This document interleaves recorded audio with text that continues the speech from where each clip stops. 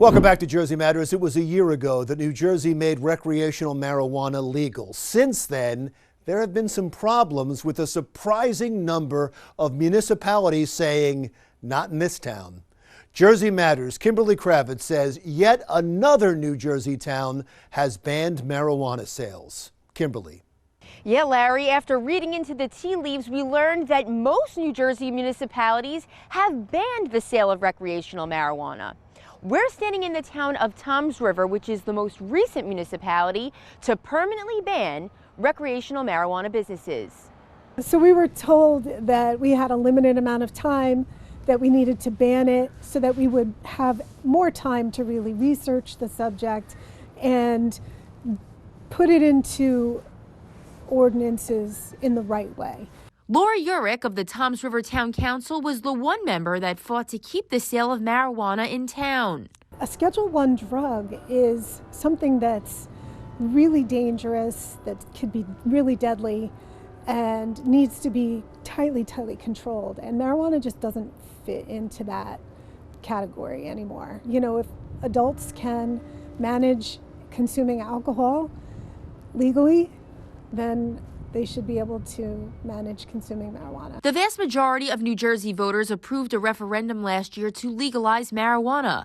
So why have more than 70% of municipalities in the state opted to ban cannabis business from operating in their area?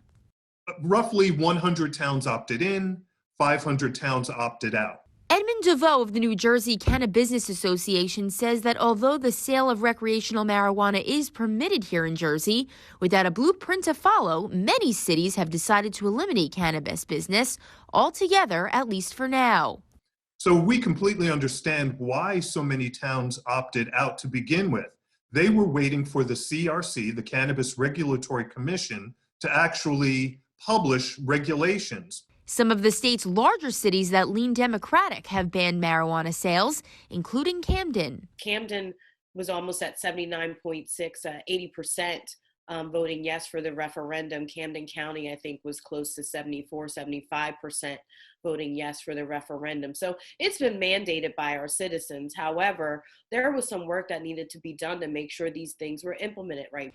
Nichelle Pace of the Camden Business Association and chair of the Camden Cannabis Committee says that race relations played a part in their decision. Because this is a historic event. You know, Prohibition took a lot from many Black and brown communities. So this is a really big lift that we get it right. We are a very diverse state, diverse population. Camden in particularly is a 96% Black and brown community.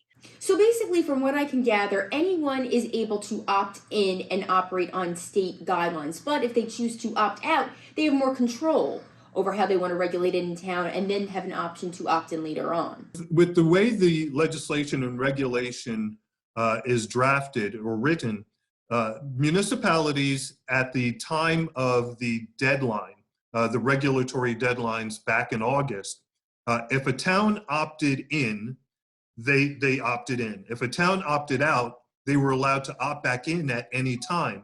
And as far as I know, there were only 3 municipalities that did absolutely nothing.